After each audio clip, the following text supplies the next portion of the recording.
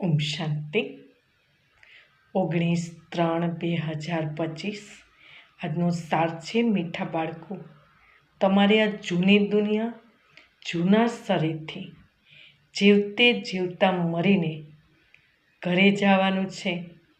એટલે દેહ અભિમાન છોડી દેહી અભિમાની બનો.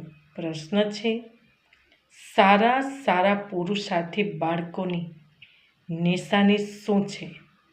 ઉત્તર છે, જે સારા પુરુષાર્થી છે તે સવારે સવારે ઉઠીને દેહી અભિમાની રહેવાની પ્રેક્ટિસ કરે છે. તે એક બાપની યાદ કરવાનો પુરુષાર્થ કરે છે.